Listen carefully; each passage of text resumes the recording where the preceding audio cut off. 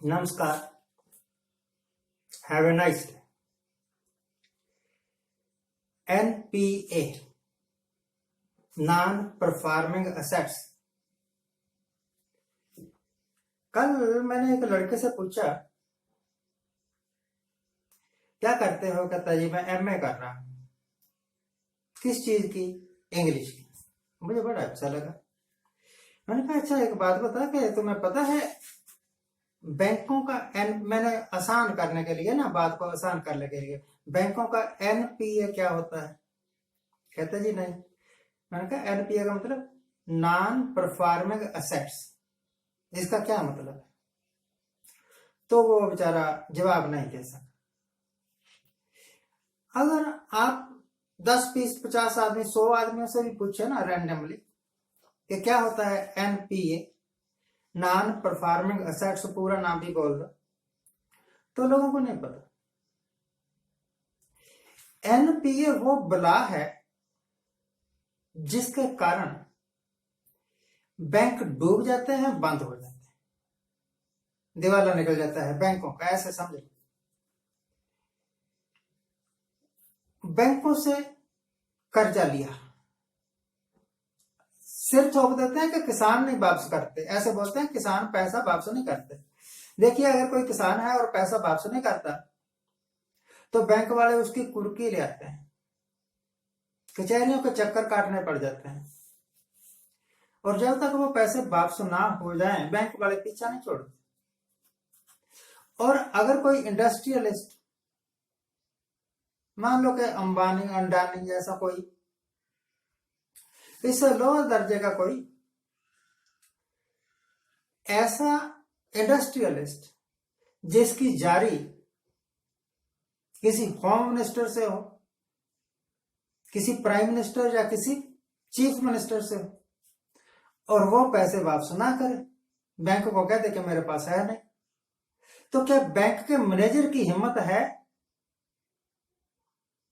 कि उससे पैसे वसूल ले? उसकी जमीन जायदाद, वो जमीन जायदाद जो कि उसने बैंक के पास गिरवी रखी थी, जिसके कागजात बैंक के पास हैं, उसको बेच के बैंक अपना पैसा वापस ले ले? ऐसी है किसी की हिम्मत? उस हालत में के कर्जदार के रिलेशंस डायरेक्टली होम मिनिस्टर के साथ, प्राइम मिनिस्टर के साथ निश्चय ही नहीं। कौन अपने गले में सांपों का हार डालेगा? तो भैया जिस तरह होता है ना एनपीए, आपने देखा पिछले 2-3 साल में कई बैंक डूब गए। उनके डूबने का कारण और कोई नहीं था, यही था कि लोगों ने बैंकों से कर्जे लिए लाखों करोड़ों रुपए के, और फिर फुर्र कर गए, विदेशों में जाके बैठ गए, और वहां से चिट्ठी भेज दी कि हमारे पास पैसे है नहीं आपका कर्जा वापस करने के। और सरकार बैठ गई मन महसूस के, आदमी को, आम आदमी को खुश करने के लिए कह दिया कि हम इस भगोड़े सेठ को भारत में लाके रहेंगे। मेरे देखते देखते पिछले 4 साल में कितने ही सेठ विदेश में भाग गए, और सरकार उनमें से एक को भी वापस नहीं ला सकी। तो ये होते हैं नॉन परफॉर्मिंग असेट्स बैंकों के। यानी सीधी सादी भाषा में, बैंकों ने जो पैसा दिया वो लोग हड़प गए, खा गए और वापस नहीं किया। अब सरकार सोचती है कि ये पैसा, जो प्रॉपर्टीज कुछ बैंकों के पास हैं, उनको नीलाम करके बेच के जितना का पैसा मिलता है उतना ही रिकवर कर ले।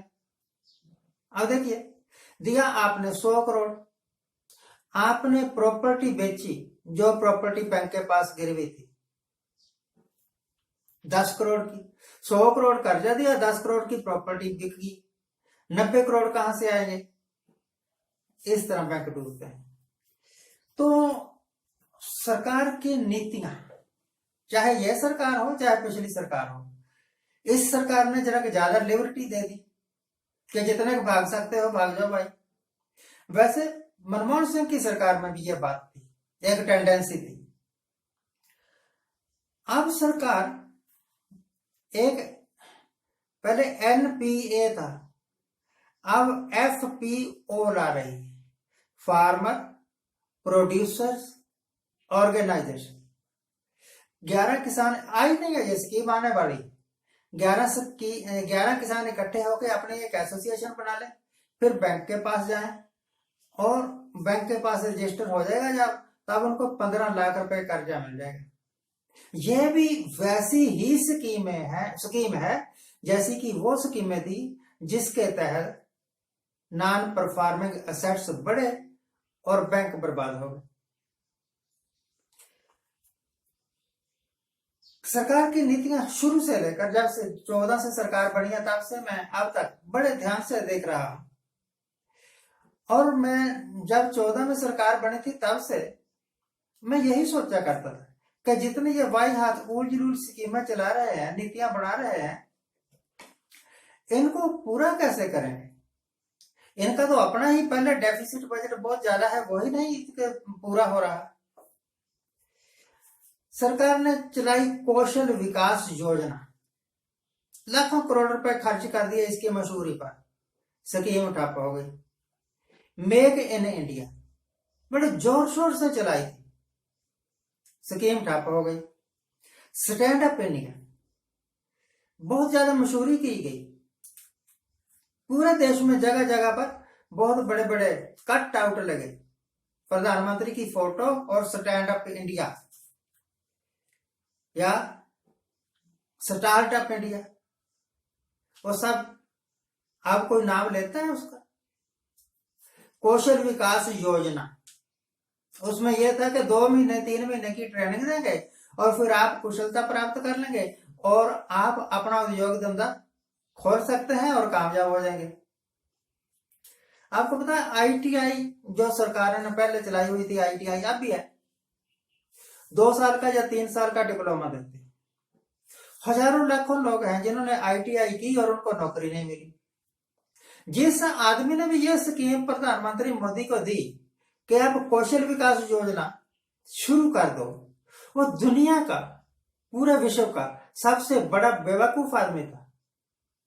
3-3 साल के डिप्लोमे वालों को नौकरी नहीं मिल रही, इंजीनियरिंग की डिग्रियां लेकर बैठे हुए लोगों को नौकरी नहीं मिल रही, MBA करके कितना ही बैठे हुए हैं, B.Ed करके कितना ही, M.Ed करके कितना ही बैठे हुए हैं, PhD करके हजारों लोग बैठे हुए, उनको नौकरी नहीं मिलती। तेरे 2 महीने के कोर्स से, कौशल विकास के कोर्स से कितने के लोगों को नौकरी मिल जाएगी। और अब ये जो स्कीम सरकार ने दिया ना, फार्मर्स प्रोड्यूसर्स ऑर्गेनाइजेशन FPO, बड़ी जल्दी ही मतलब के 1-2 महीने में यह स्कीम आपके सामने आ जाएगी और आप अप्लाई कर सकते हैं। इसका मेन मकसद कुछ नहीं है, ना तो किसानों को पैसा देना है, जो अप्लाई करेगा देगा तो सरकार दे, बैंकों ने देना है, सरकार ने थोड़ा देना है, और ना ही देश का विकास है। इसका पर्पस है सिर्फ इलेक्शनों में इन स्कीमों को रखना, क्योंकि पहली तो स्कीमें फेल हो गई, अब नई स्कीमें लेकर आनी पड़ेगी और वोटें हासिल करना। सरकार कहती है कि हमने इतने करोड़ लोगों को मुफ्त में गैस का सिलेंडर दिया।